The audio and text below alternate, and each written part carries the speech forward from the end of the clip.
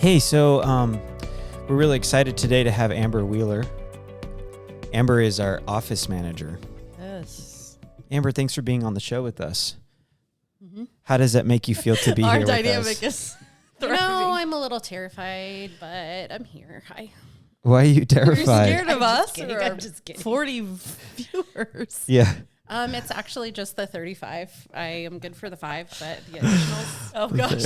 Our viewership is cut in half because Amber's on the podcast and she refuses to watch herself. That is true. I do refuse to watch myself. We'll have 20 viewers now. Nah, they'll probably come in. People will understand me. No, we're really waiting to make it big. Yeah, we're waiting a very long time to make it big. We're not going anywhere. I'll just be here. So today what we're going to talk about is being open to life and what that actually means, especially in our world as ministers to those struggling with sexual and relational brokenness. And so I'll just kind of give my first thoughts, and maybe Katie. Please, Marco. Yes. You lead the way. I'm just here to be a pretty face. He's the head, and we are the feminine followers.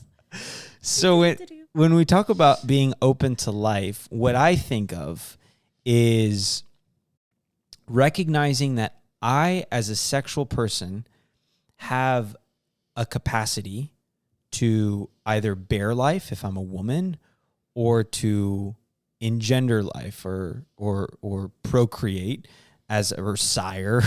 Who uses that word? What does that even mean? That in headship and siring what? Go together well. If you're if you're the head of a person, I think of a lion. You're also like to sire. I think of the Lion King, like sire. That is I'm out. See, this is why. Insane. What are you Are you like about? Scar? Are you trying to be Scar? Mm-hmm. Be prepared. That's a song. Be prepared. There you go. I was like, but I feel like he must have snarled that, like, Simba, be prepared You for me deliberately killing. disobeyed me. Is that Scar? No, that's Mufasa. no, that's a little bird. No, that's Mufasa. That's not what he sounds like. Not at all. And it's offensive that you chose that accent. So please move on. Please, sire. You know, tell when us about siring. you feel like it sounds good. I just And it want to say doesn't. that if I this know that podcast feeling goes now. down, that's not because I was here. I I just take back felt everything that. I said. I felt that vicariously through you when you did that. Like the other day, I was at home and I was singing a song, and my wife recorded me to make fun of me later. Oh, that's amazing. And so later, This is why I like Anya.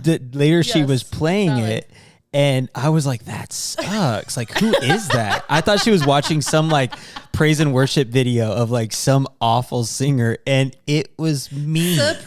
That is truly the cruelest, Most funniest amazing thing, way Anya. If you're watching this, send me the video. of just I need knocking to see it. someone down. Like in such a way, because it's like an objectivity. Like, oh, that's awful. Like objectively, that's awful, and you never have that about yourself, right? You're always so subjective when you look at yourself. So to objectively know you're bad and you're not judging through any lens, but that's bad. Yeah, I was judging because I was judging Yes. hard because I'm like, that dude Because it's sucks. not you. Yeah, there's no like. But then I was like, whoa, that's actually me. That's Anya. What a Send woman. me the video immediately. I mean, I don't need know to if Anya initially had such an intent. Well, but spouses, here's a tip for you. It put a mirror. You want up to to knock my them down. Record them doing Go back something to life. I'm innocently. confused. Okay, so life. about being open to Life life. is hard. Life. That's why life is hard. Life is hard. Yeah. But that we all have an inherent capacity to bear life or to engender life as men and women.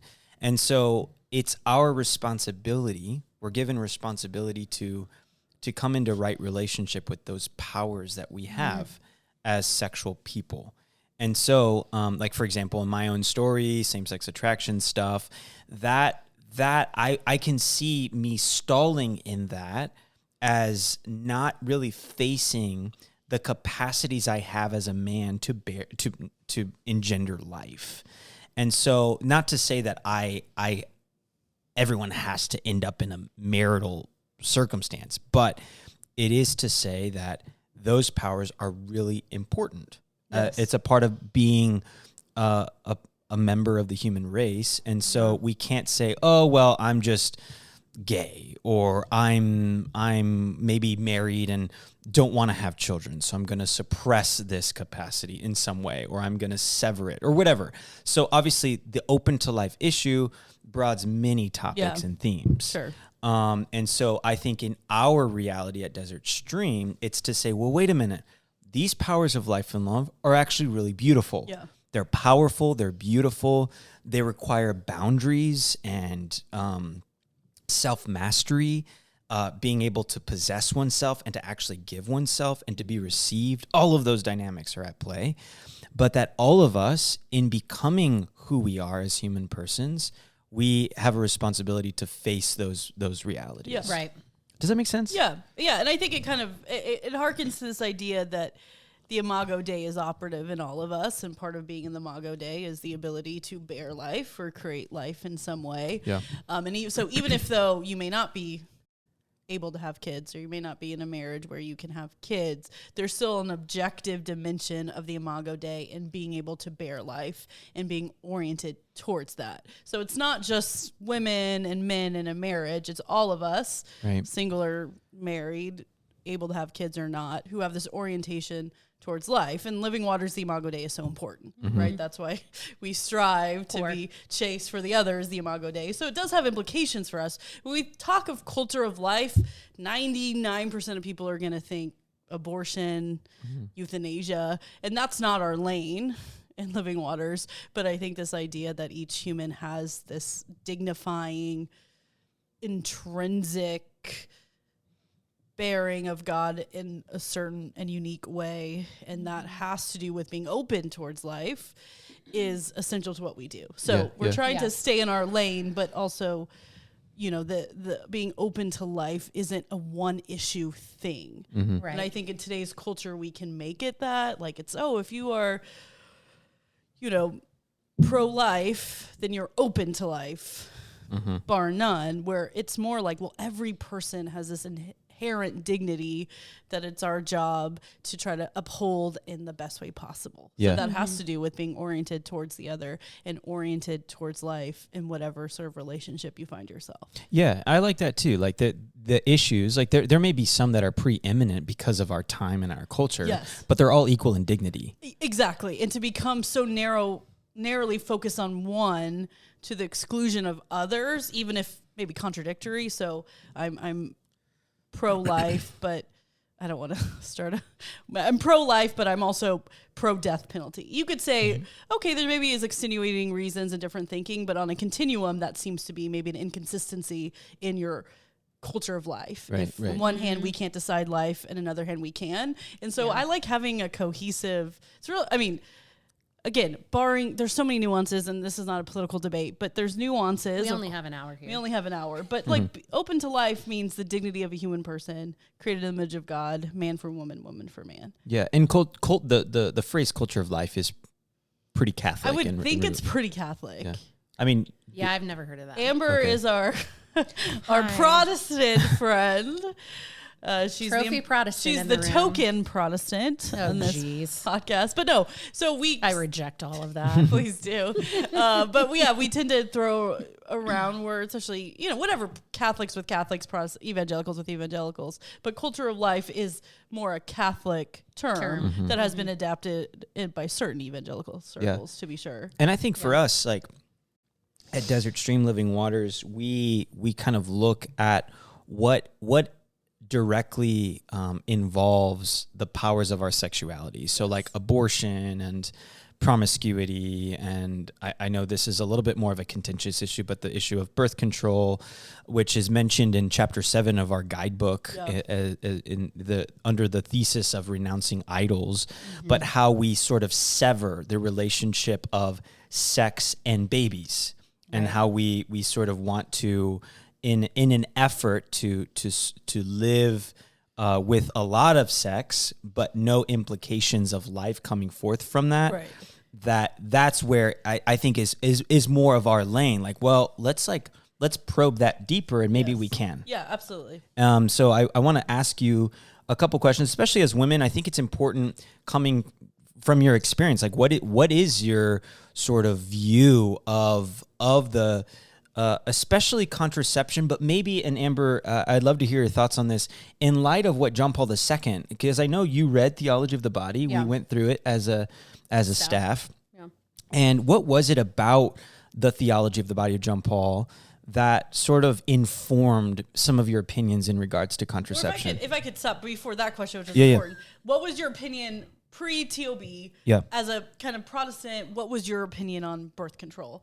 Obviously, Yeah. you're not sexually active. Well, I'm not. we're not I'm married. okay. That's the elephant in the room is we're not married. But what was your kind of single and available and single and available? What was your sort of take on it? Yeah. Before TOB. Yeah, I mean, in all honesty, I don't think I really had thought that much about it. You know, I think that's one thing that I was challenged of when I read TOB was, as a single person, we don't really think about Sure, that. yep. It's like the place where you're about to get married, you are getting married, or maybe like if you were promiscuous at some level, like before marriage, like I have to kind of decide what I'm going to do with this and how I don't get pregnant and all those sorts of things. And like, that was just like never really my history. And so I hadn't really thought about it a whole lot. But as we were reading TOB, I had a friend who was about to get married.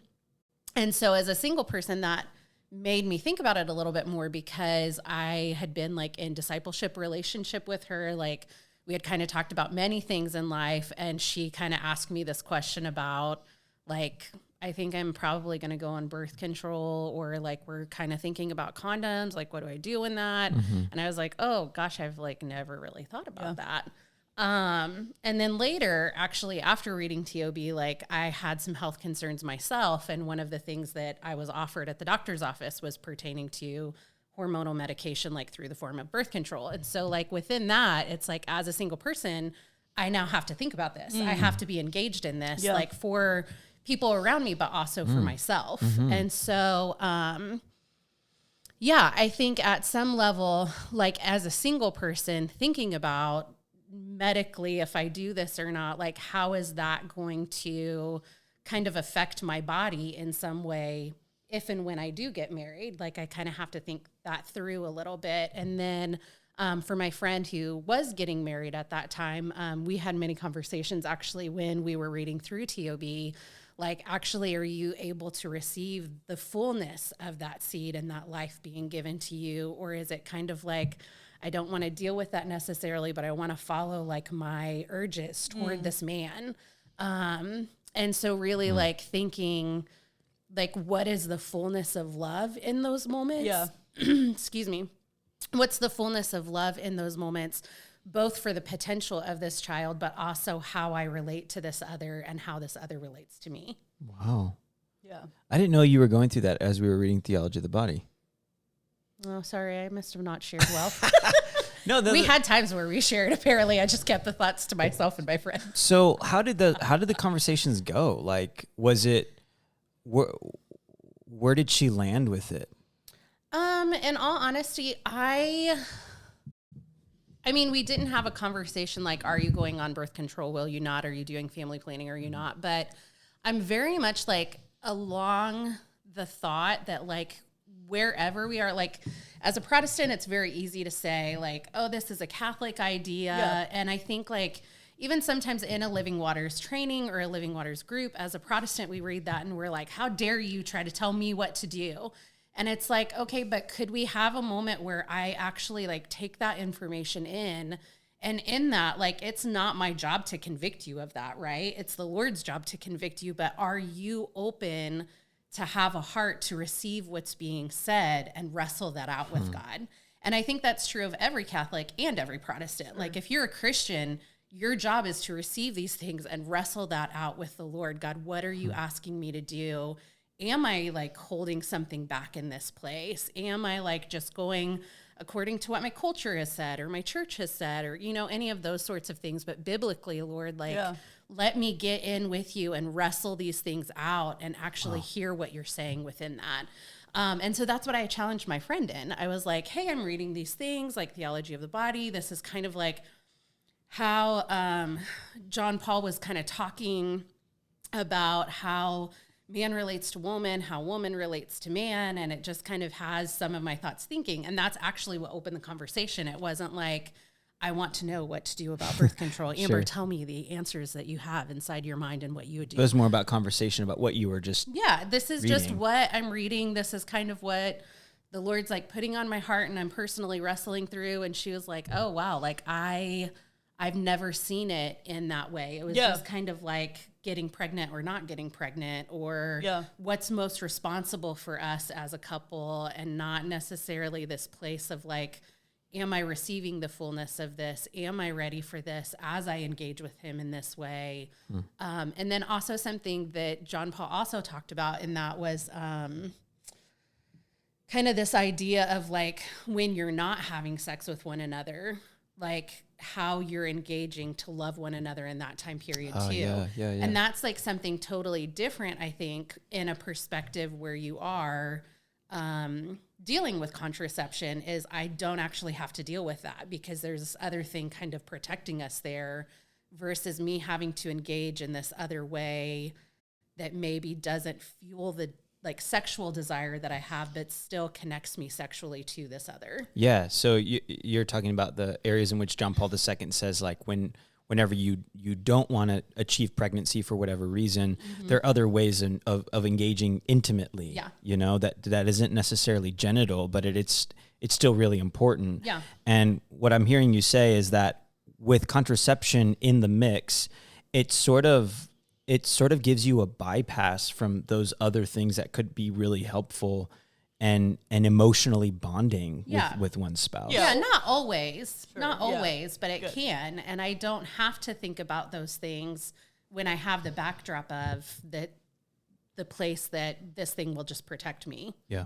And I think that it begs the question, which is what is our understanding of what sex is for? Because what Right. I'm hearing is and probably due to the bifurcation, our understanding is bifurcated by contraceptive, but it is sex about intimacy? Is it about getting needs met? Or is it about procreation? Like, it's almost like it can become two things. Yeah. With birth control. It's like, oh, well, we're newly married and we can't have kids. We're really too busy for that. And we can't sort of figure out when I'm ovulating for when it would be the best time to not get pregnant. So for this time, like, we just need to get to know each other. We need to be intimate. So we're going to have sex. We don't want to have to worry about kids, as opposed to it being holistic. Yeah. Like all of the above. Yeah. Yeah, It's right. both. Like not And centering out. if you separate them, is something lost in intimacy when it's, because I mean, I can't, as someone who's not married, I can't imagine anything more intimate and more like a gift than coming together to bear life. Right. That seems very different to me than just like, oh, I just want to have sex because I'm in the mood, and bearing life and coming together to create something.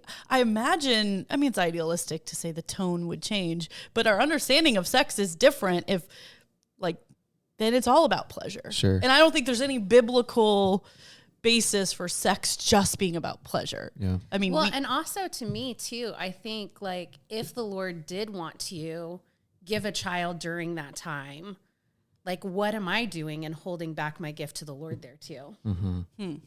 Like, can you expand on that a little bit? Like just in the idea that like the whole reason of the contraceptive is not to have the child, right? Like my thought process is, if the Lord is connecting something between this man and between this woman to bring life together, then like at some level, for me personally, I'm not saying this for everyone in the world, but like for me personally, my thought is, am I withholding my gift then from the Lord to say like, no, I will not take your gift of a child. I won't do that because that's inconvenient for me, like financially, like whatever the things are in that, like, I just recognize that the Lord calls me to have discipline in many areas of my life. And I just feel like that at some level is one too. Like, am I holding back from you, Lord, in something that just makes me uncomfortable and I don't want to deal with or think about? Yeah. yeah, it gives you a level of control that you maybe wouldn't have. I mean, natural family planning is quite effective. So this I don't I'm not Yeah, the Catholic expert, but maybe you could I- define I'm no natural expert. Again, that family not just being a Catholic thing. planning. Oh, okay. Protestants do family planning. Just letting you guys know. No, so I think it is very involved in terms of knowing the woman's cycle. So Anya and I are really conversant with each other about that, which I find really beautiful. So that's a help to me because I don't know. I mean, I know more now, but I didn't know much about the woman's body prior to marriage, and so there is something in which our conversations are important in like, well, what's going on with your body, and what time of month are we in, and where is the cycle most fertile, and all of that.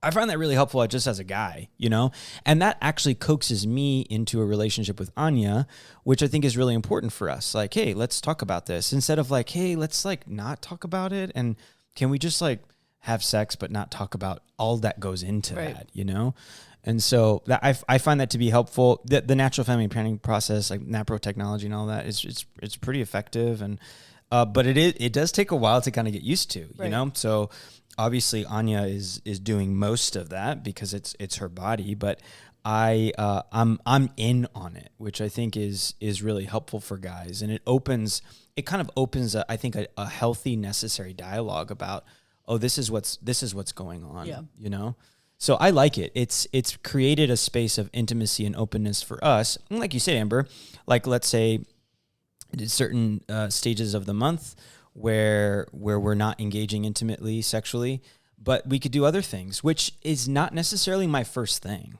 So not to say I'm like some sexaholic, but it wouldn't be like, oh, let's like go for a walk or let's watch a movie or like, other things that probably are a little bit more feminine in terms of building and developing an intimate connection with one's spouse is actually really important for Anya. And it actually isn't very important for me too. Yeah. But I think us guys need to be schooled in that, if you will, So I have found it really, it's shifted the atmosphere. Although, I mean, we got married going into this, so I don't really know what a contraceptive mentality would have been like, but yeah. But I think it also, like, what we're saying is not that you should have to have 20 babies or that you can never use natural family planning to like, oh, we just want to connect intimately. Yeah. And so we're going to wait to a certain time of the month where it's unlikely that we're going to get pregnant. So we're not saying, being responsible. You need to have, being a responsible sort of,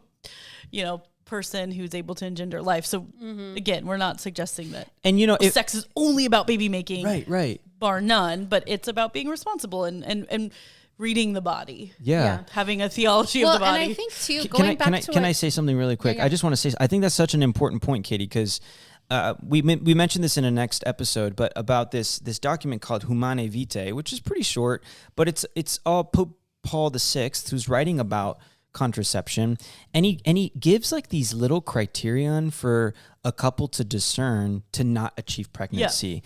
And he says that it's so beautiful in saying you have to make this decision before God.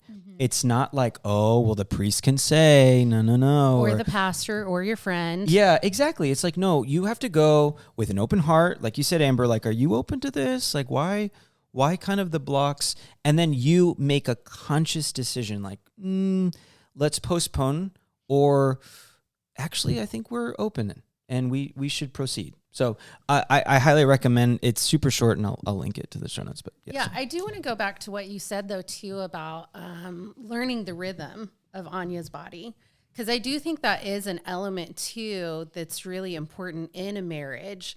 Is like, if you're not just like moving to the contraceptive, there is a process of both of you having to be aware of what's going on in the woman's body.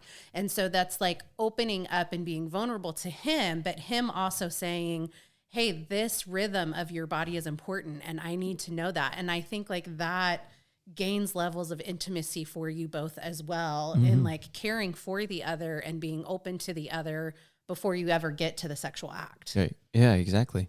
Amen. Katie, what was your sort of process like in terms of this issue? Like, were you, give us a little insight into that. Yeah. So, smile. I mean, like Amber, it wasn't something I had to consider or really have to consider as a single person. That's not something I'm grappling with. And I do want to just make note, like, that's not an easy decision. So we can be flippant and I can say something as someone who's not married and overburdened and overworked with little money. Point. So just hear it with the sensitivity of life is hard and you have to make decisions, and we don't want to sort of browbeat you, but just in terms of philosophically, I would wrestle with it more philosophically because I don't have to wrestle with it practically. I think, so I didn't really think about it much, but my dad, I think when he became Catholic, he changed his tune, but I think with growing familiarity with theology of the body, which he had started gaining in the early 90s. I was born in the late 80s. So I think that was something that he kind of was familiar with. We didn't talk about it a lot. He wasn't at the table talking about birth control, but I think I knew his opinions, pretty early on, but I think I was before I became Catholic, and it really became part of what you think about in terms of the teaching on sexuality. For me, that was never my experience in the Protestant world. I never heard anyone talk about it. Like, there was no talk about, like, is that okay? Is it right? Or is it wrong? In the way that you will in Catholic settings. Sure. You'll hear, so did you not have an opinion? I didn't really have an opinion, but I kind of knew, like, I kind of had a sense of, like, okay, that does maybe seem a little different. That does seem to kind of contrast a little bit with abortion, the culture of life. I could see how birth control maybe was kind of an aberration from that. But I think it wasn't until I went to the TOP Institute for a class and heard Christopher West talk about, like, the implications of marriage being about, in some way, being about procreation. Like, that's an important part of being married, and how that applies to the work at Living Waters and Desert Stream, that, like, marriage is more than just romance. It's about bearing life in many ways, that I really took a stronger stance. But it's all somewhat academic for me, right? Yeah. So it's not this personal wrestling of, could I do it? Should I do it? So I say it lightly, but I think it was after a TOB course when I realized, for the work we do in Living Waters, which is really important, about, no, man, you're oriented toward women and women towards man, and marriage is sacred, because in that way you're able to bear life and create a family in accord with God's design. Well, birth control can mean that Christian marriages maybe aren't about being open to life. And then what does that say for people who are same-sex attracted and they want to get married to their same gender friend, and they can't naturally bear life? But if it isn't about having babies, then why can't same-sex people get married? That was Christopher West's kind of argument. My dad's made that statement before. Yeah. And that to me is really convincing in terms of not having a lot of, again, I don't have to wrestle with it practically. So philosophically, that makes a lot of sense for me. Sure. So I think that was convincing for me more than any sort of, like, well, I don't know. I want to be able to have kids when I get married. It really was I really like things to be cohesive. Sure. So I think it was the philosophy of, if marriage isn't about kids, then why can't any number of people get married? Yeah. I think for me was the convicting argument. So I don't know if that, what more to say, but that for me was it. No, I find that really helpful, actually. I don't think I'd made that connection before I got to Living Waters. Yeah. I mean, I had a Catholic worldview of it, but I hadn't made the connection to the same-sex thing until I got to Living Waters. Right. And that kind of brought me into more of, like, a personal wrestle with it, I mean, not so much contraception, but my place as a image bearer, like you said, Katie. Right. And not only just bearing life, like, physically, but, like, am I engendering life to the women around me? Yeah, because it could be more, like, a little bit more spiritual. Right, because it's like it's iconic. Like, it's having kids is like, okay, you're making very clear what is sometimes more subtle, which is man and women together when they have an openness towards each other, which isn't sex and it isn't necessarily marriage. It's like, when I'm open to your gift and you're open to mine, men and women create life. Yeah. And it could be abstract. Yeah. It could be in the spirit. It could be just a building up of your personhood. But childbearing is just like the icon, like, I can see that. Yeah. And that represents something unseen. I like that. Mm-hmm. So it's just a clear picture of that. Otherwise it's too abstract and it's like, what does it really mean? But I think we all can say, as a woman, when I'm being seen and received well by a man, I feel a life in me I don't when I'm with my female friends. Like it's just something in me. I call it like a spark. It's like, whoa, that grows me. I feel honored. Right. And I feel able to like do things I probably wouldn't be able to do if I wasn't seen well by this guy. And that is not I'm not that woman. I'm usually like the male gaze, burn it down to the ground. Like I'm not the one who's like, and a guy looked at me and I felt love, but there is something born in that. Yeah. And so thank God that marriages make that so clear, and married couples having children make clear something for me, which is maybe less clear, but still so vital. Yeah, I think that's actually a really good point, because I think about when we see death in relationships, like this very misogynistic misandry, like kind of taking the other down. Like we know what that feels like. Yeah. And it's like that space where you do feel seen, where you do feel known, where you do feel respected. It's like, oh wow, that not only like produces some sort of life or spark in me, but it also like many times heals those places where man or woman for the other has come against the other. Sure. Yeah. It's like, oh, I actually like can be respected though, but I actually can be heard and helped and seen in this moment. Yeah, I like that. Because otherwise, like you said, Katie, it sort of just reduces it to baby making, right? And which is not the bad. Single but person, I think I think reduce it. I think what I don't want to get on a rant because I'm not even that knowledgeable about it. But I do think, and Nolte, when an episode that we'll release later kind of talks about it, like birth control, it's kind of demeaning to women, like women's essential capacity to bear life. It doesn't matter if you're pregnant or not. Most of us have periods every month. That's an essential part of who we are, our body's ability to bear life. And it's like, that is stifled with birth control. You're literally stifling part of our most essential, mysterious part through birth control, right? And so birth control can be really reductive, and it's not honoring of the holistic woman with her rhythms. Like, that's why I think it's so beautiful. Do I think to reduce women to solely baby maker is also problematic? Yes. So I'm not suggesting that, well, yeah, you just look at your wife as a baby maker, that's honoring. It's honoring the rhythm and honoring what she wants. And it's like, well, maybe I'm ovulating, but I don't want to have sex with you. Like, honor her rhythm. And so I think there's something about... That's a great way to put it. Feminism is a bad word in some circles, but I would say no, but we need to like reframe what that means. It's like, let's honor women in her complexity and the mystery of who she is. And it sounds graphic, but having a period every month is miraculous that our body is capable of it. From a young girl to, your middle-aged years, like your body is capable of life. And as someone who is not married and has never been pregnant, I'm still like, I hate it most of the time, but it's like, this is a miracle. Let's be honest. Women are astounding. Yeah. And why would we want to stifle that which makes them in some ways just like, I mean, there's something so miraculous about bearing life in your body, which men don't have that luxury. What an honor for women to be able to experience that in a way that men never could. Why would we stifle that?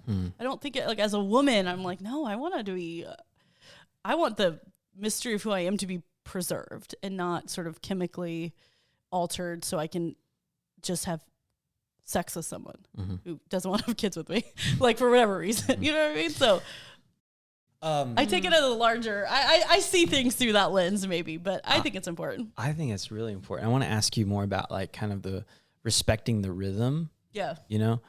How can guys do that better? Well, don't say respecting the rhythm. I think... No, that doesn't leave this podcast. I can say it, but you can. You made a T-shirt with it. Does it kind of feel some kind of way when he like, says it out loud? Where are you in your rhythm? Honey, I'm just respecting the rhythm. I mean, I think, like, to me, I would, like, burn it all to the ground. But I think some women, honestly, that would be so meaningful. Sure. For them.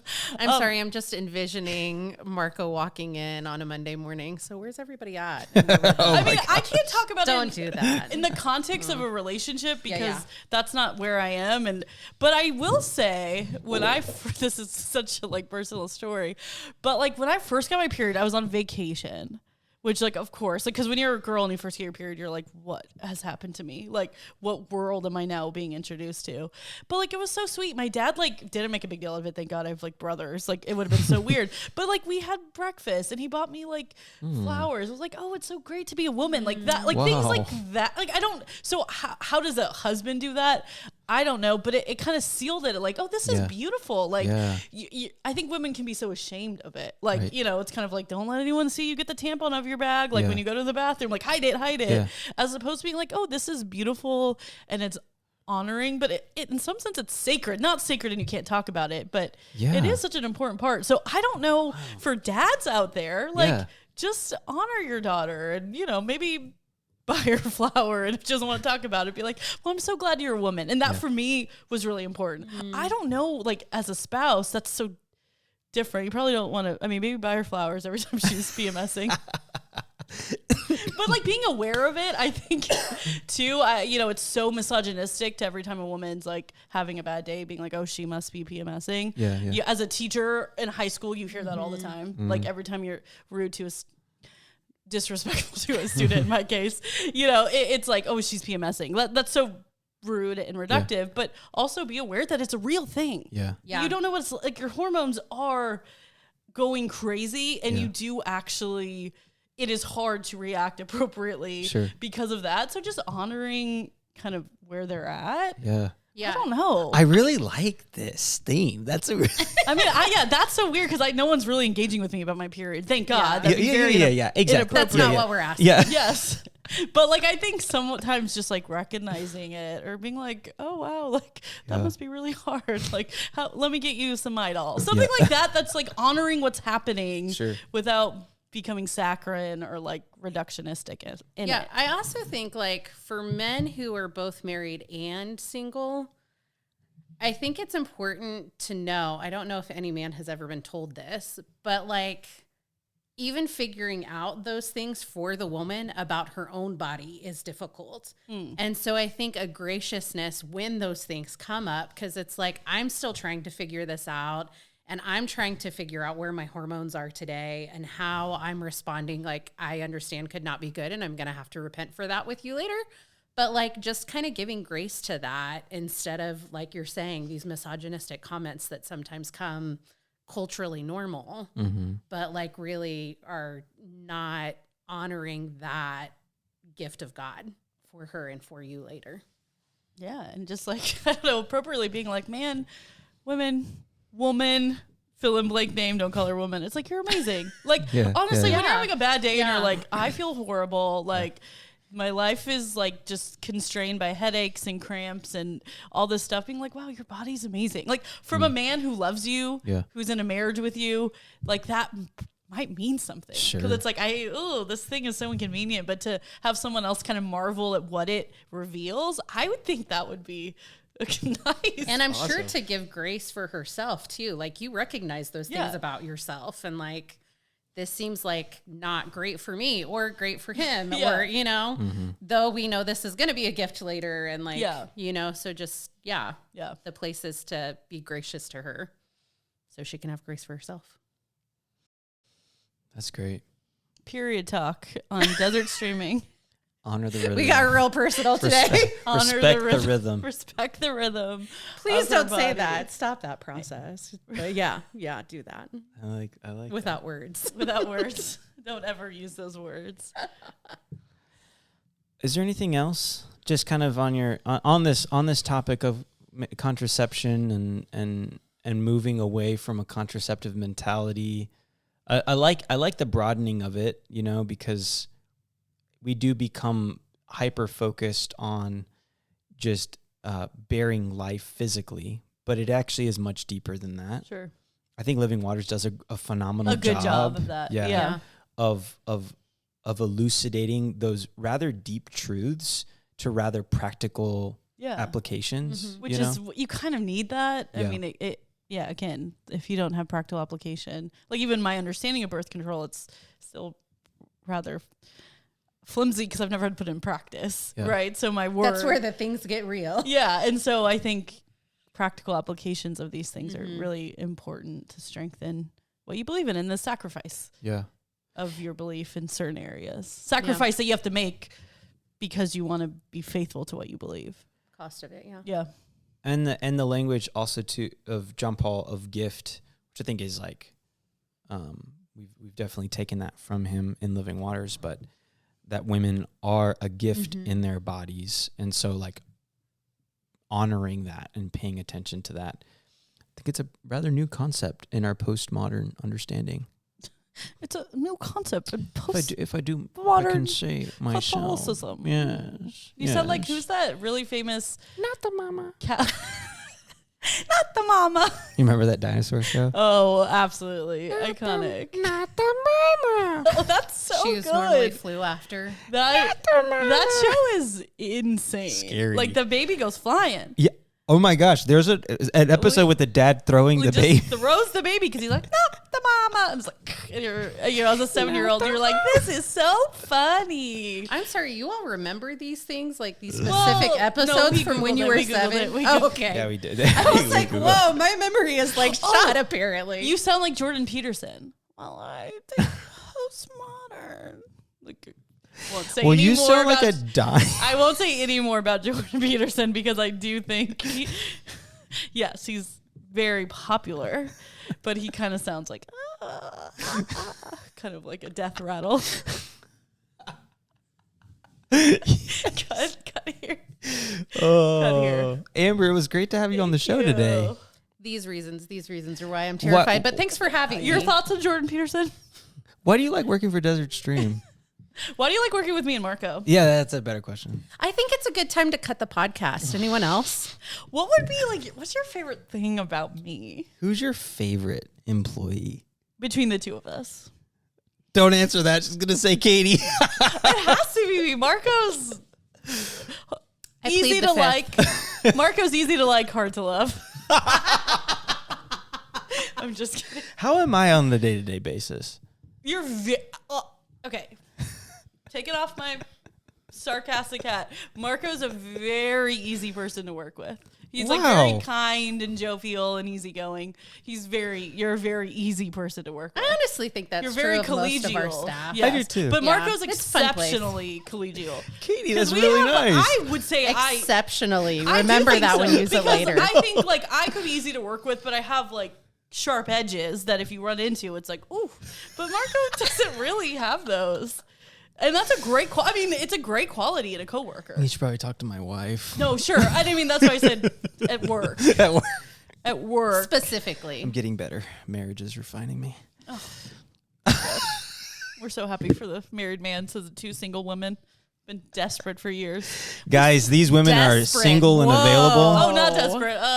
No, Not desperate. Pull back. Pull no, back. no, single and available. Single. The bar is high, guys. Yeah. It is high. It's- That's true. I'll put their cell phone numbers in the show notes. The bar is medium height. The older you get, you just lower it. you said the bar. I was thinking like a bar. I was like, what? Take, it's like the limbo. Every birthday, just Up a notch. You just lower the ball. Lower the bar lower. each year. Really? 'Cause you're like, I well, do not do that. I'm like, well, I've phased out of that type of guy, so let's just lower the bar. Lower the bar. So what Katie's limbo saying is it's of very easy. romantic Send her an love. email. The limbo of romantic love. If you're single and ready to mingle, It's she's gonna be ready an for 8-week ya. DSM program called The Limbo. Hey, ladies, you lonely? Lower that bar. Does he have a car? No. But does he have a driver's license? Okay, bar is lowered. I So- really thought you were going to follow up with bike. Oh, but it wasn't a joke. Oh, sorry. It's not a joke. No, I'm just kidding. She's going to break into tears That's momentarily. a bird. It's a bird. It's a Dude, cricket. we It's had a bird in our It's a office. cricket. I think Katie. I can't tell the difference between a chirping bird and a chirping crow. They Well, both that chirp. that concerns me. They It's a both little chirp. different though. No, do it. Do it different. Do it now. Prove it. That's a bird. Prove it. And Do this a is a cricket. cricket. Choo choo choo choo choo choo Choo choo. Like a train. choo choo choo choo. Like choo choo choo choo choo. Thanks for joining us, Bye. guys.